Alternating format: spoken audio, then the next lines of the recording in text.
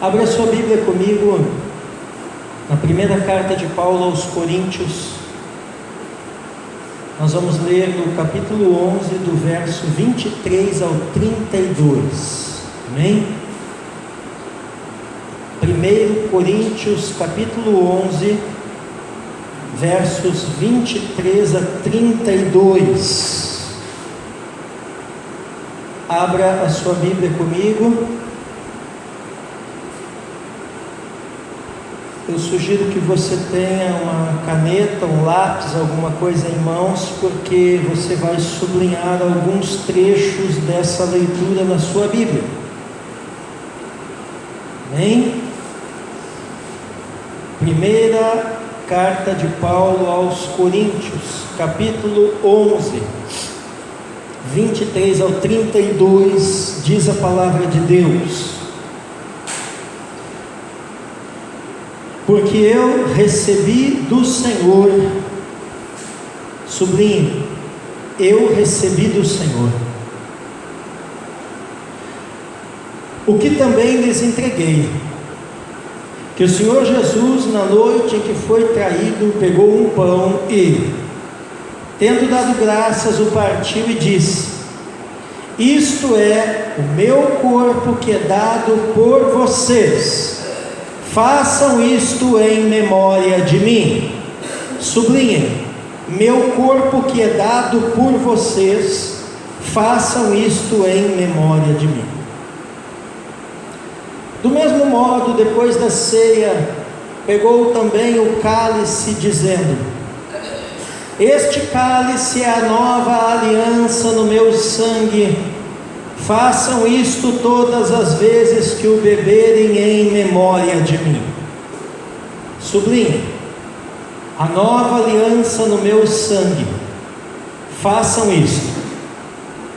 E ainda, na mesma frase, no final da frase: em memória de mim. Porque todas as vezes que comerem este pão e beberem o cálice, vocês anunciam a morte do Senhor até que Ele venha. Sublinhem: vocês anunciam a morte do Senhor. Por isso, aquele que comer o pão ou beber o cálice do Senhor indignamente será réu do corpo e do sangue do Senhor. Sublinhem: comer o pão ou beber o cálice do Senhor indignamente será réu. Que cada um examine a si mesmo e, assim, coma do pão e beba do cálice.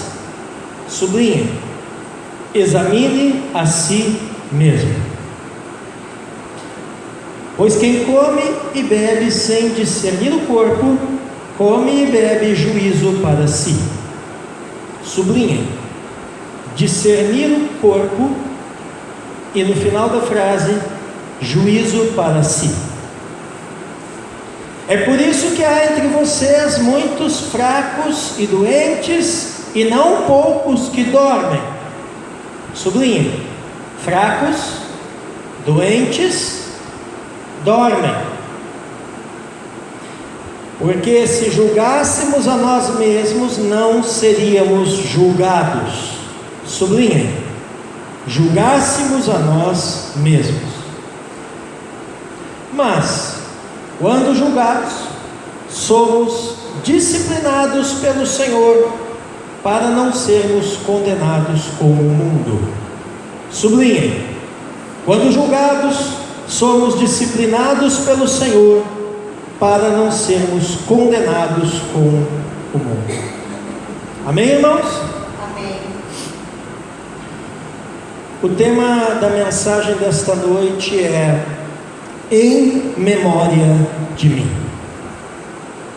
Em memória de mim. Você pode repetir após mim? Repita após mim: em memória de mim. De mim. Mais uma vez: em memória de mim. De mim. Irmãos, por 2 noites seguidas eu sonhei com essa porção das Escrituras. Eu pensava na noite de hoje, o irmão Edson, em dar continuidade à mensagem da semana passada, onde nós começamos a falar da idolatria. Mas eu percebi que Deus tem algo a nos falar aqui, em 1 Coríntios 11, 23 ao 32, nessa noite.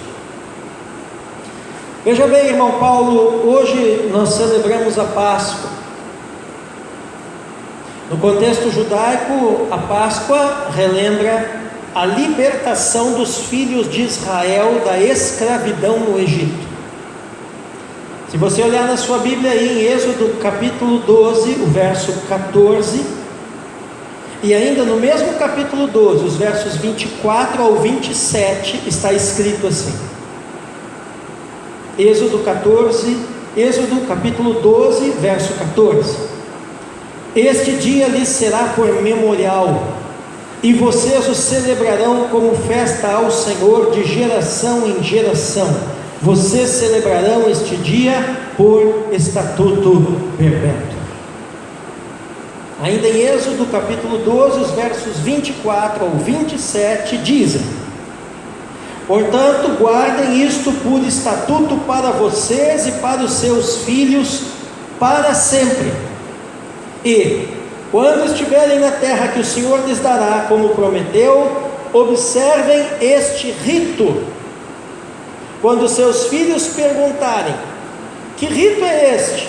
Respondam: é o sacrifício da Páscoa ao Senhor, que passou por cima das casas dos filhos de Israel no Egito, quando matou os egípcios e livrou as nossas casas. Amém?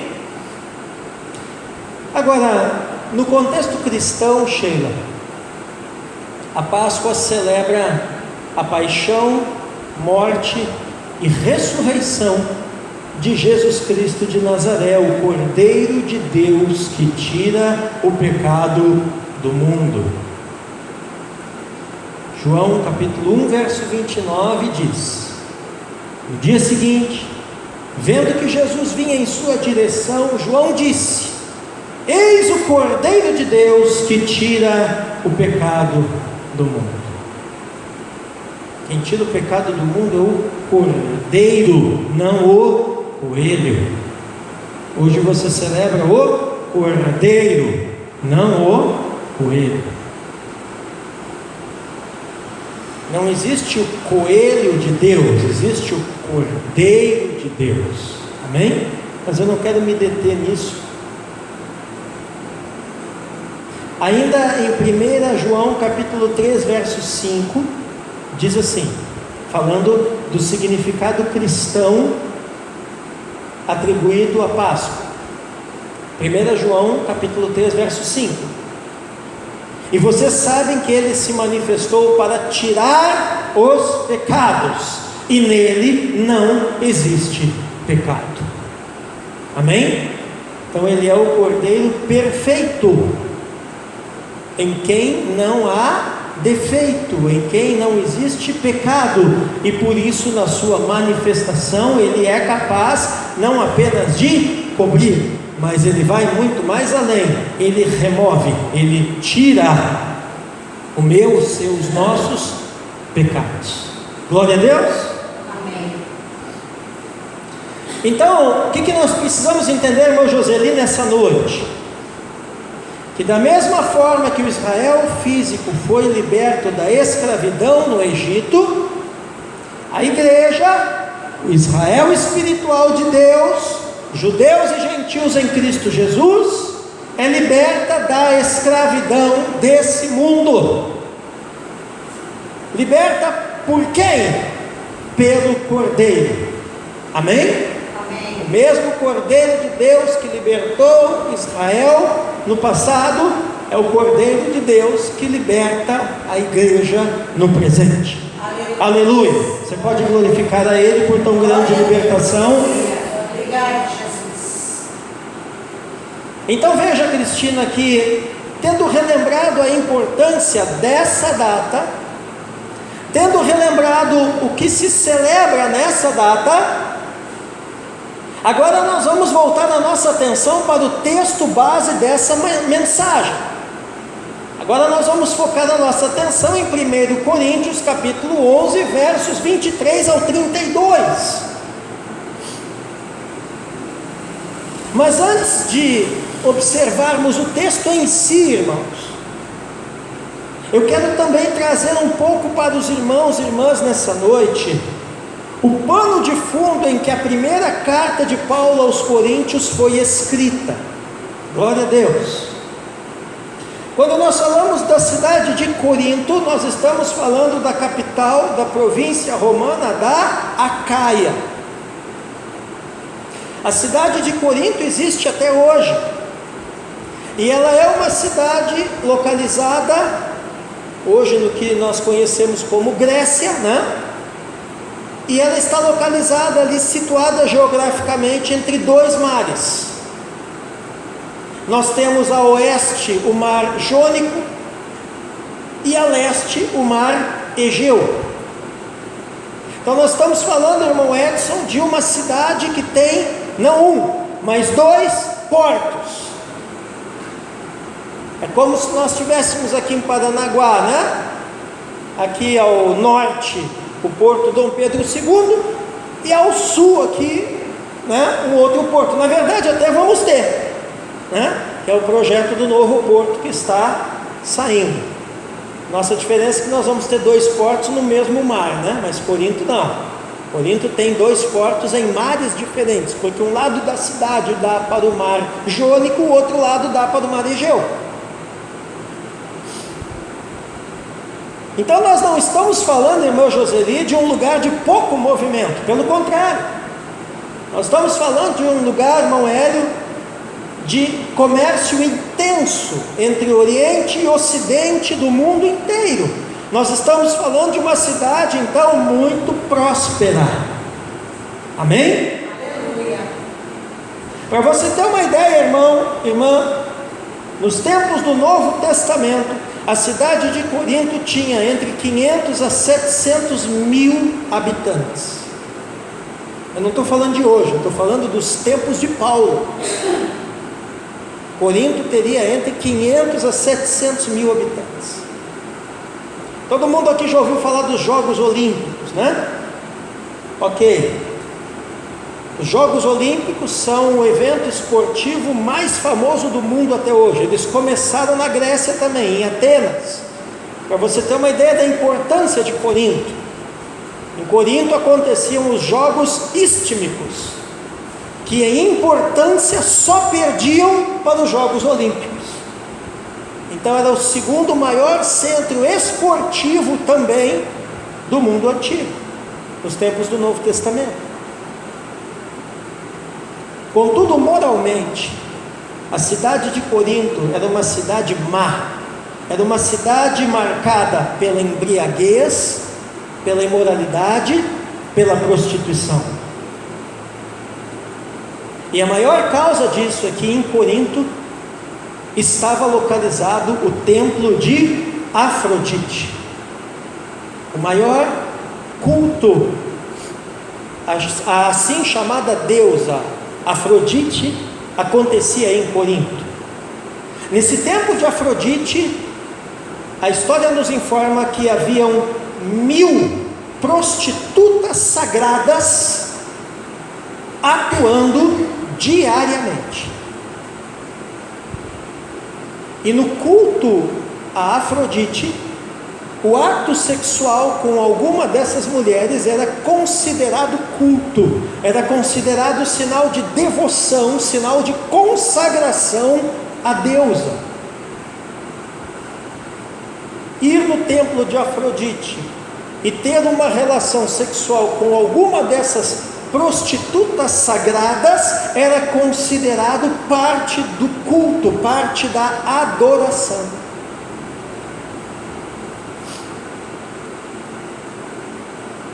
Alguém se referiu à cidade de Corinto como sendo a Sodoma do Novo Testamento.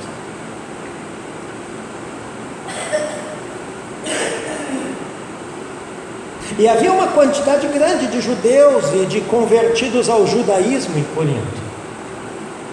Em Atos do capítulo 18, texto que nós lemos no início do culto, por isso que eu falei para vocês prestarem bastante atenção, que nós vamos usar bastante o capítulo 18 de Atos ainda no decorrer dessa mensagem. Em Atos 18, no verso 4, diz assim: e todos os sábados Paulo falava na sinagoga, persuadindo é convencendo tanto judeus como gregos. Então tinha uma grande colônia judaica em Corinto, a ponto de ter uma sinagoga grande lá. Tinha também muitos gregos nativos, porque lá era um grande centro da religião pagã. Tinha também em Corinto o elemento romano. Se você olhar o nome de muitos irmãos da igreja, você vai ver que é um nome romano, um nome latino, como por exemplo Gaio, Crispo, Justo, Fortunato, Acaico. Isso tudo são nomes de pessoas, né, que têm ali uma origem romana, latina. Corinto também era uma cidade de pessoas influentes, era um dos grandes centros da intelectualidade da época, era um lugar de pessoas nobres, era um grande centro da aristocracia da época. E é interessante que Paulo vai revelar, né, que lá em Corinto Deus escolheria as pessoas mais improváveis para manifestar àquele povo, àquela cidade, a sua graça e o seu poder. Lá em 1 Coríntios, no capítulo 1, versos 26 ao 29, é disso que Paulo está falando. Ele diz assim, 1 Coríntios 1, 26 ao 29: irmãos, considerem a vocação de vocês. Não foram chamados muitos sábios segundo a carne, nem muitos poderosos, nem muitos de nobre nascimento. Pelo contrário, Deus escolheu as coisas loucas do mundo para envergonhar os sábios, e escolheu as coisas fracas do mundo para envergonhar as fortes. E Deus escolheu as coisas humildes do mundo e as desprezadas e aquelas que não são, para reduzir a nada as que são, a fim de que ninguém se glorie na presença de Deus. Quando Paulo fala isso aqui, irmãos, ele está se referindo a isso, que Corinto, apesar de ser um grande centro de influência intelectual, aristocrática, enfim, né? Mas não foi nenhuma dessas pessoas que Deus escolheu para manifestar ali a sua glória, a sua presença, o seu evangelho. Não, Deus escolheria ali em Corinto especialmente pessoas humildes, como eu e você. Amém? Quantos estão me entendendo? E Paulo esteve pregando em Corinto, Cristina, na sua segunda viagem missionária. Atos nos informa no capítulo 18, do verso 1 ao 17. Não vou ler aqui por uma questão de tempo, né? Já lemos no início do culto. Mas em Atos 1, aliás, em Atos 18, né? Perdão, em Atos 18, do 1 ao 17, nós somos informados ali que Paulo veio de Atenas sozinho e ficou ali pregando 18 meses, né? 1 ano e meio. E lá ele contou com o apoio de Áquila e Priscila, que tinham vindo fugidos, né, da cidade de Roma. Os judeus foram expulsos de Roma pelo imperador, e Áquila e Priscila, então, que eram da mesma profissão de Paulo, fazedor de tenda, se encontram com ele, né, são por ele evangelizados, se convertem ao evangelho e se tornam auxiliares do ministério de Paulo ali, né, na cidade de Corinto, num primeiro momento. Uns meses mais tarde vai chegar Silas e Timóteo, e aí Paulo vai parar de trabalhar secularmente e vai se dedicar apenas à pregação do evangelho. Aonde Paulo pregava o evangelho, irmão? Paulo, na sinagoga. Só que acontece que eles são expulsos da sinagoga, e aí a igreja começa a funcionar na casa ao lado da sinagoga, que era a casa de um irmão que tinha se convertido, o irmão Tício Justo. E o próprio Crispo, que era o líder da sinagoga, também havia se convertido, e igualmente com Paulo, com Tício Justo e com todos os outros, também foram expulsos da sinagoga, ele e sua família, e estava ali então, fazendo parte da igreja que nasceu naquela casa. Glória a Deus, aleluia. Olha a importância, irmãos, da igreja nas casas. E aí, quando Paulo termina a sua missão em Corinto, Lucas, em Atos 18, versos 18 e 19, vai nos informar que Paulo vai para Cancreia, de Cancreia Paulo vai para Éfeso, em Éfeso Paulo fica lá quase 3 anos, e por que é importante entender isso, irmão Edson? Porque lá em Éfeso, nessa permanência de quase 3 anos, Paulo vai escrever a primeira carta aos Coríntios. Então, 1 Coríntios não foi escrito em Corinto, foi escrito em Éfeso. E eu estou falando aqui mais ou menos do ano 55 depois de Cristo. Guarde essa informação, porque depois você vai ver como que Deus vai usar isso aqui. Amém? Amém? Importante entender que os primeiros escritos do Novo Testamento não foram os evangelhos, mas foram sim as cartas de Paulo. Os evangelhos vêm depois. E dentre as cartas de Paulo, 1 aos Coríntios é uma das primeiras a ser escrita. E por que 1 aos Coríntios foi escrito? 2 grandes motivos. Quantos? 2. Primeiro, as notícias que Paulo recebe, enviadas a ele quando estava lá em Éfeso, pela família da irmã Cloé. Então, se você olhar ali, 1 Coríntios, capítulo 1, verso 11, está escrito assim, ó: pois, meus irmãos, fui informado a respeito de vocês por alguns membros da casa de Cloé, de que há brigas entre vocês. E depois, segundo motivo pelo qual a carta é escrita, presta atenção, para responder uma outra carta oficial que a igreja de Corinto havia enviado para Paulo.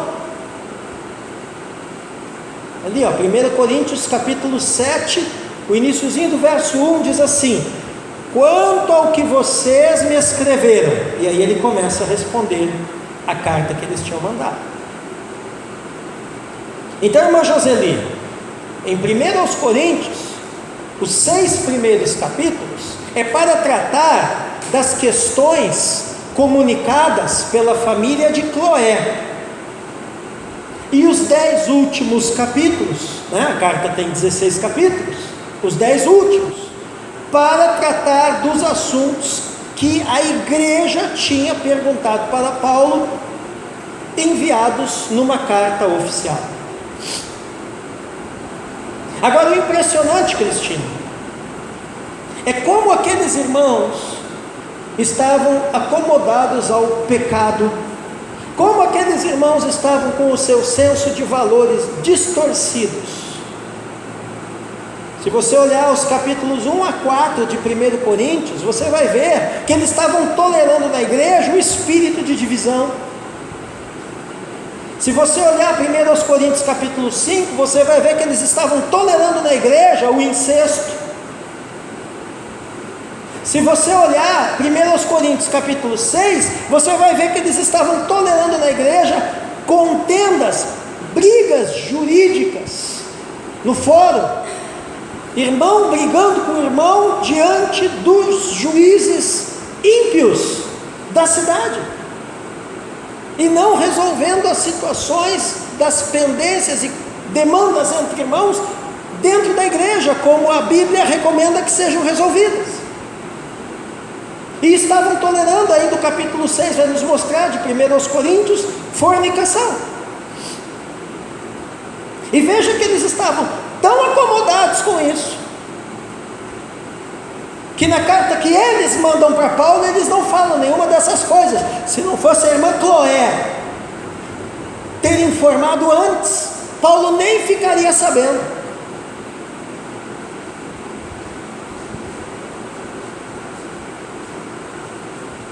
Está vendo a importância daquilo que eu sempre falo para os irmãos?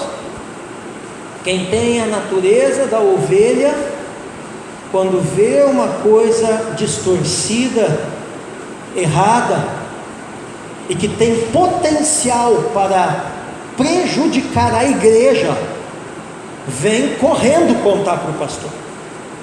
E é o que a irmã Cloé fez. Estou falando de fofoquinha, irmão, não é? Fofoquinha nem me interessa, né? Fulano falou para Beltrana que ela é feia. Grandes coisas. Agora coisas importantes, coisas sérias, pecados, divisões, esse tipo de coisa. E aí, quando você olha aqui, eu vou dar um breve panorama da carta, tá? Quando você olha aqui os capítulos onde Paulo vai responder as dúvidas da igreja, então Paulo primeiro responde nos 6 primeiros capítulos o que a irmã Cloé tinha perguntado, e perceba, ele manda tudo na mesma carta, para que eles percebessem na igreja que ele estava sabendo do que estava acontecendo ali, e que eles estavam tentando esconder.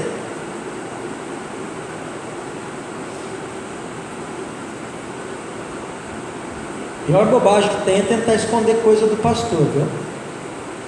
A gente sempre vai ficar sabendo, de um jeito ou de outro. Mas aí ele se coloca a responder do capítulo 6 ali para frente, os outros 10 capítulos, a carta que a igreja tinha mandado. E aí ele vai responder as dúvidas deles, sobre casamento e divórcio. 1 Coríntios 7, do 1 ao 24, tá? Não vou ler, porque a gente não tem tempo de ler todo esse monte de versículo aqui hoje. As dúvidas deles sobre virgindade, 1 Coríntios 7, 25 ao 40. Sobre coisas sacrificadas aos ídolos, 1 Coríntios 8, do 1 ao 13. Sobre os direitos apostólicos, os direitos dos líderes, dos oficiais da igreja, 1 Coríntios capítulo 9. Ele vai aconselhar eles contra a idolatria, 1 Coríntios 10, do 1 ao 22. Vai falar sobre a liberdade cristã, ainda no capítulo 10, do 23 ao 33. Vai falar do lugar e do papel das mulheres na igreja de Corinto, capítulo 11, versos 1 ao 16. Vai falar da ceia do Senhor, ainda no capítulo 11, do 17 ao 34. Vai falar dos dons espirituais, no capítulo 12, dos versos 1 ao 11. Vai falar da unidade da igreja, no capítulo 12, dos versos 12 ao 31. Vai falar do amor, em todo o capítulo 13. Vai falar do dom de profecia, no capítulo 14, dos versos 1 ao 25. Vai falar da ordem no culto, né? Culto não pode ser uma bagunça, tem que ter ordem. Ainda no capítulo 14, do 26 ao 40. Vai falar da ressurreição, que nós estamos celebrando hoje, no capítulo 15. E vai terminar no capítulo 16 falando de ofertas, planos para o futuro e as saudações finais. Amém? Esse é um panorama de todos os temas que falam primeiro aos Coríntios. Então veja bem, agora que os irmãos têm o panorama, nós vamos observar pontos específicos nessa noite. O meu tema é em memória de mim, e nós vamos observar pontos específicos nessa carta relacionados à ceia do Senhor, onde Ele, o Senhor, estabeleceu a sua igreja numa ceia de Páscoa. Por isso também que essa data é tão importante, porque é a data em que a igreja foi estabelecida. Glória a Deus? Glória a Deus. E esses pontos, meus irmãos, esses pontos aqui são aqueles que eu disse para vocês no início da mensagem, para sublinharem nas suas Bíblias. Então volta aí, se você não está com a sua Bíblia aberta nesse texto, volta nele e mantém aberta lá, 1 Coríntios 11, do 23 ao 32.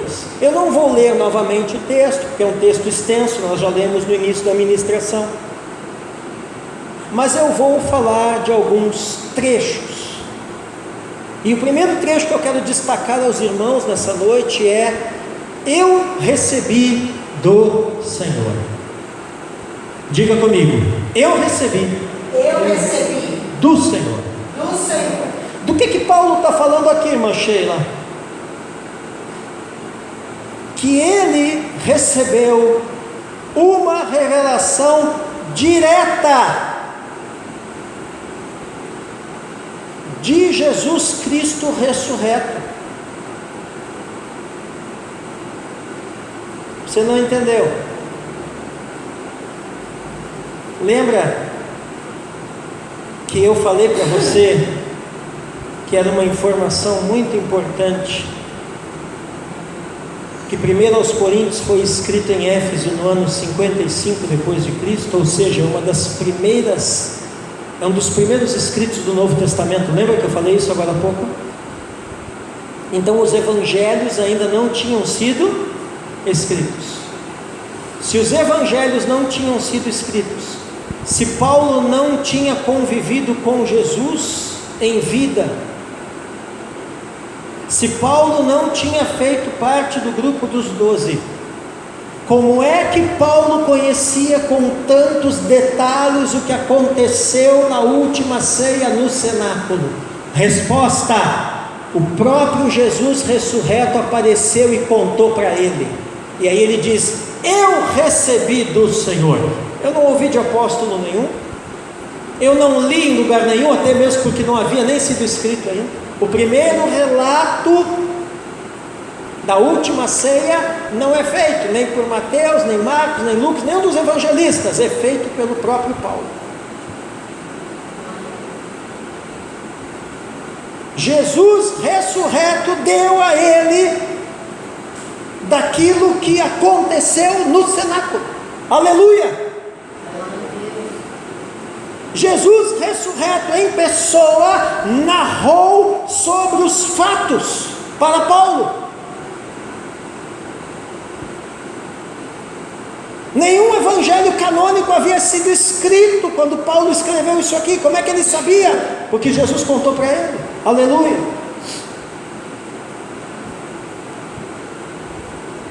Outro trecho que eu quero destacar para os irmãos, de 1 Coríntios 11, 23 ao 32, é o trecho em que está escrito assim: façam isto em memória de mim.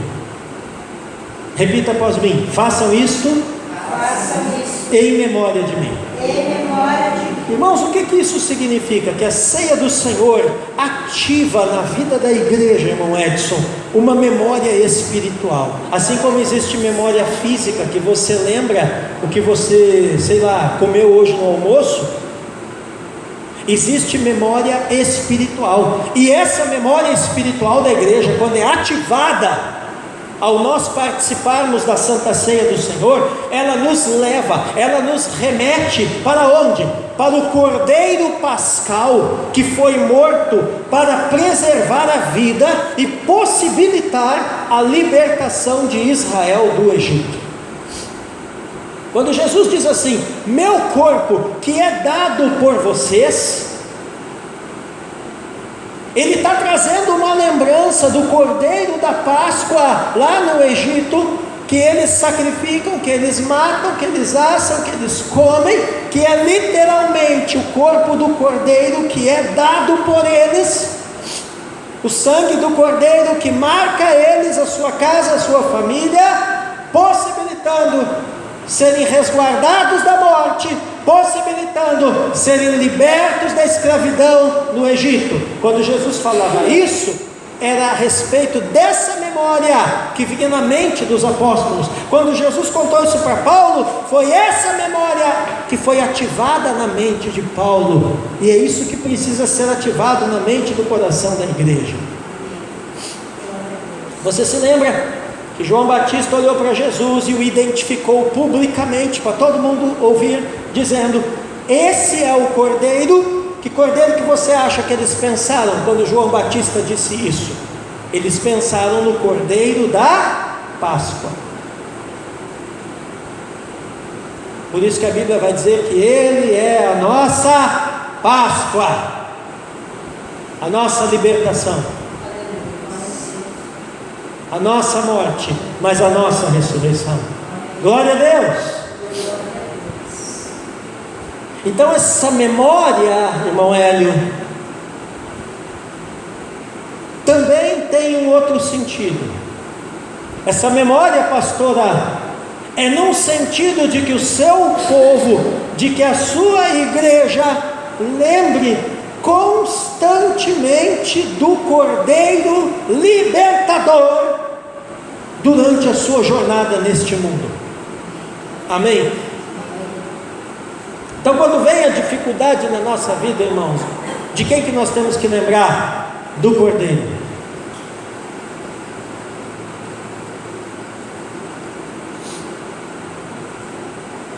Eu estou passando, eu e a pastora, uma dificuldade muito grande nessa área. Que área? Uma determinada área. Como nunca passamos antes. E sabe assim, aquela dificuldade que você olha e parece que você não vai sair? Mas quando esse pensamento assalta a nossa mente, o nosso coração, né, mãe? Nós lembramos que o Cordeiro está conosco na jornada. E não é um cordeiro morto, muito bem, pastora, é um cordeiro vivo. E porque ele vive, não é que nós cantamos agora há pouco, eu posso crer no amanhã.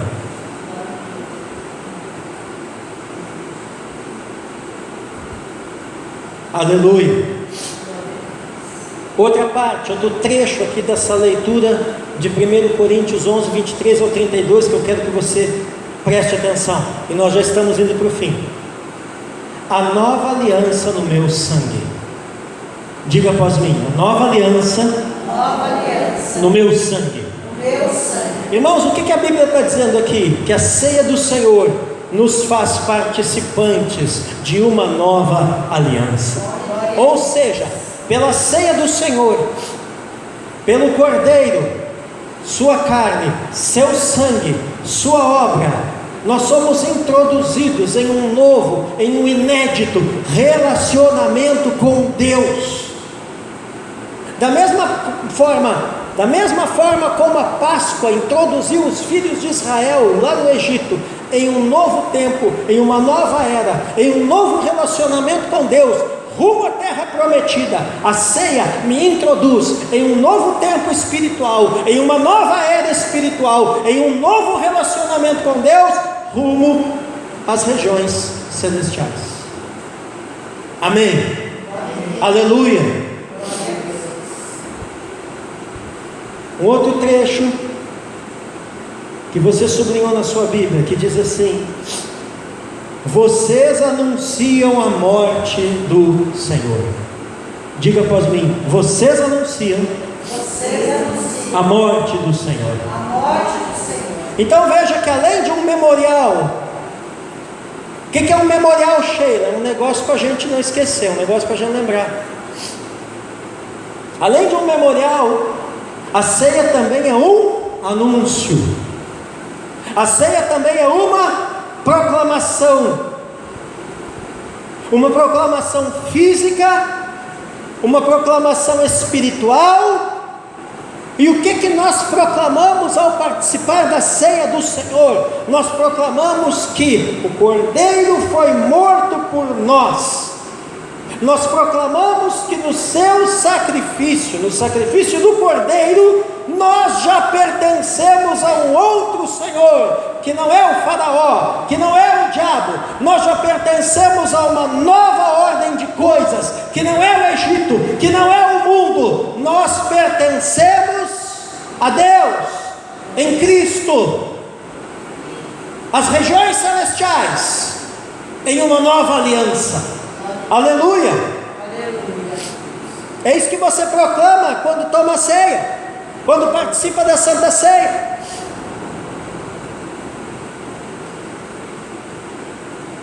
Outro trecho aqui que eu falei para você sublinhar: comer o pão ou beber o cálice do Senhor indignamente será réu. Repita após mim: comer o pão ou beber o cálice do Senhor indignamente será réu. Você percebe, irmão Paulo, aqui que ele usa uma linguagem jurídica. Réu é coisa de tribunal, né? De juiz, de justiça. Olha aqui para mim, entenda isso nessa noite, em nome de Jesus. Se participar da ceia do Senhor dignamente aqui eu não estou dizendo roupa, eu não estou dizendo um moralismo, um religiosismo, eu estou dizendo participar da ceia do Senhor dignamente, eu estou dizendo participar da ceia do Senhor alinhado com os princípios.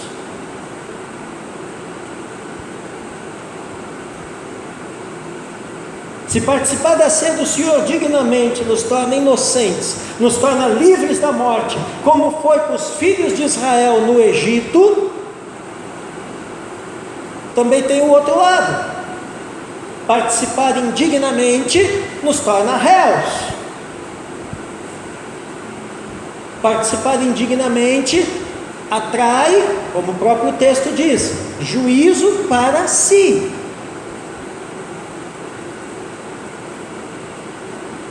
Então, o estado como eu participo da Santa Ceia, ele serve para me livrar. Mas se eu não entendo e participo desalinhado, aquilo ali vai me condenar.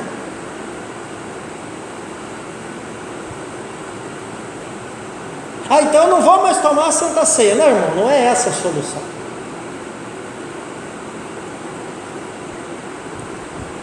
Qual é a solução? Você sublinhou aí: examine a si mesmo. E depois você sublinhou aí também: discernir o corpo.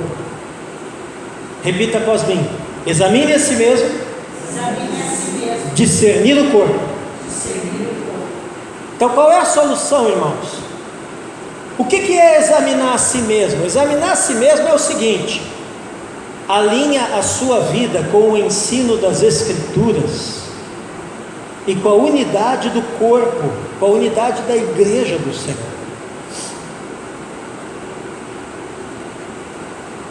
Áreas da minha vida que eu estou desalinhado com o ensino das Escrituras, eu vou examinar a mim mesmo e vou tratar de me alinhar.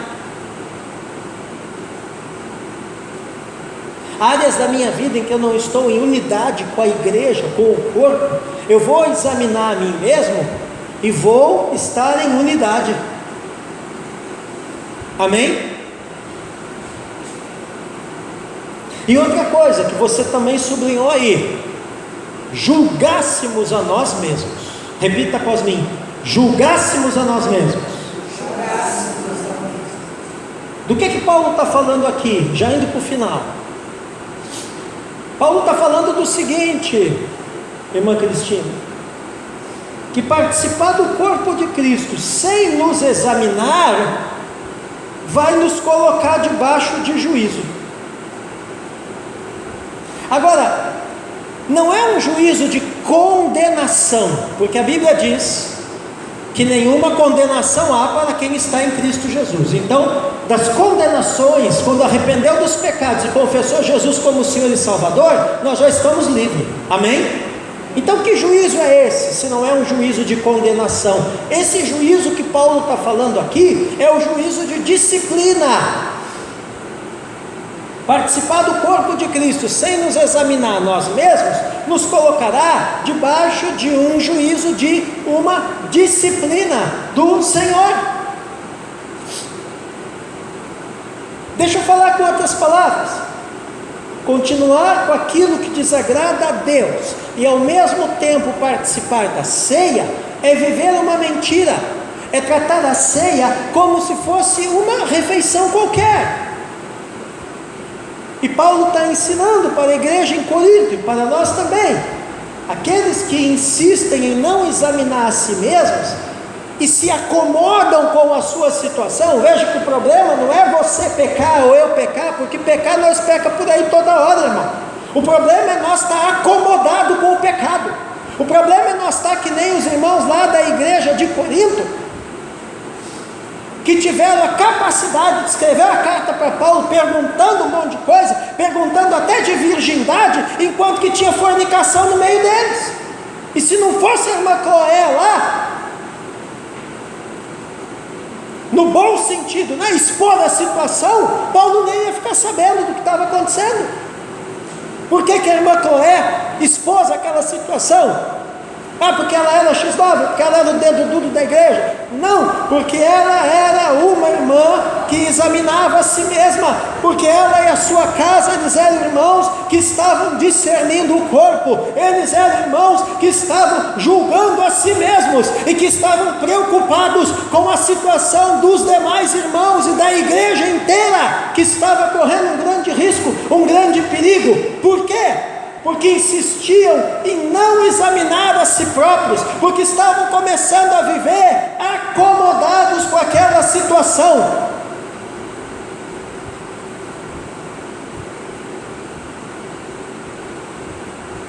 Se a mentira não te incomoda, não me incomoda, alguma coisa está errada com nós.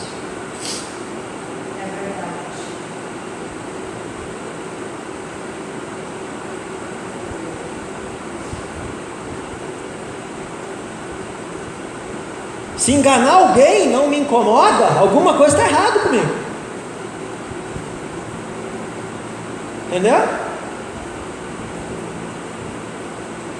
Se cobiçar algo a alguém de forma própria, não me incomoda, não incomoda a igreja, alguma coisa está errada. Se ficar sem orar, sem congregar, não incomoda a igreja, alguma coisa está errada. Se ficar sem contribuir, daqui a pouco nós vamos adorar aqui com as contribuições, não incomoda o crente, alguma coisa está errada. Todas as áreas da nossa vida. Ficar sem trabalhar, não incomoda, alguma coisa está errada. A gente tem essas ideias por aí, né? Eu não posso fazer nada, porque eu estou fazendo a obra.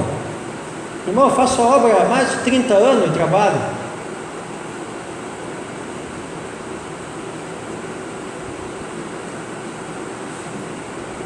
Mas eles estavam, irmã Joseli, tão acomodados. Está entendendo, Sheila? É isso que Deus está falando hoje. Sabe? Fofoca, contenda, confusão, divisão da igreja, se isso não nos incomoda, irmãos, alguma coisa está errada. E quanta gente, quanta igreja nós vemos por aí que está exatamente igual, talvez até pior que Corinto. E eles chegam num ponto, e é aqui que eu vou terminar. Entende? Eles estavam insistindo em não examinar a si mesmos, eles estavam acomodados com aquela situação, e aí 3 níveis de juízo divino começaram a acontecer no meio da igreja: fraqueza, enfermidade e morte. Por causa disso, e aí que Paulo vai dizer lá, por causa disso o quê? De vocês não examinarem a vocês, de vocês não discernirem o corpo, de vocês não julgarem a vocês mesmos, de vocês fazer as coisas erradas e achar que está tudo bem, Deus é amor e deixa a vida me levar e etc e tal, é que está começando a entrar no meio de vocês: fraqueza, enfermidade e morte. Por causa disso, entre vós, muitos fracos e doentes, se não poucos que dormem. Dormir ali é um jeitinho poético de dizer morrer. Mas me responda, irmãos, esse é o propósito de Deus para a sua igreja? Será que é esse, irmão Edson? Será que é esse, irmão Hélio? Será que fraqueza, enfermidade e morte é isso que Deus tem para a sua igreja? Claro que não, irmãos. Qual é o propósito de Deus para o seu povo? Fortaleza, saúde e vida. É isso que Deus tem para o seu povo. Agora, o que o povo de Deus tem que entender é que o que Deus tem para o seu povo, fortaleza, saúde e vida, tem que ser também o que o povo quer para si próprio.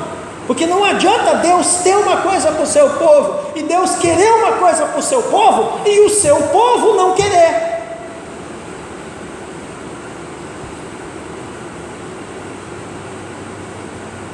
Às vezes a gente luta para entender o que Deus tem para nós, só que ao mesmo tempo a gente acaba tendo alguns comportamentos que a gente não recebe o que Ele tem.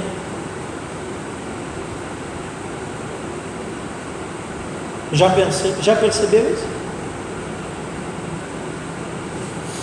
Eu quero terminar dizendo o seguinte, que é impossível avançar para a terra prometida se você quer viver ao mesmo tempo no Egito. É impossível avançar para a terra prometida se a gente quer viver ao mesmo tempo no Egito. Irmãos, nós já deixamos o Egito. Nós já deixamos este mundo para trás, amém? Então avancemos para as coisas do alto, avancemos para as coisas de Deus, avancemos para a pátria celestial. E é com essa passagem que eu termino essa mensagem. Filipenses 3, 20 e 21 diz assim: pois a nossa pátria está nos céus, de onde também aguardamos o Salvador, o Senhor Jesus Cristo, o qual transformará o nosso corpo de humilhação, olha aqui a ressurreição, olha aqui o arrebatamento, o qual transformará o nosso corpo de humilhação para ser igual ao corpo da sua glória, segundo a eficácia do poder. Irmãos, o poder de Deus é eficaz para a nossa vida, segundo a eficácia do poder que Ele tem de até subordinar a si todas as coisas. Paulo está dizendo que o poder de Deus é eficaz na nossa vida, e que o poder de Deus é eficaz para colocar debaixo de si, subordinado a Ele mesmo, todas as coisas.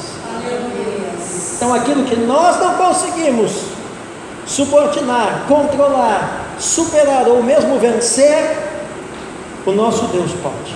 Glória a Deus. O nosso Deus pode vencer o que nós não conseguimos vencer, desde que a gente faça isso em memória dele, em memória de mim.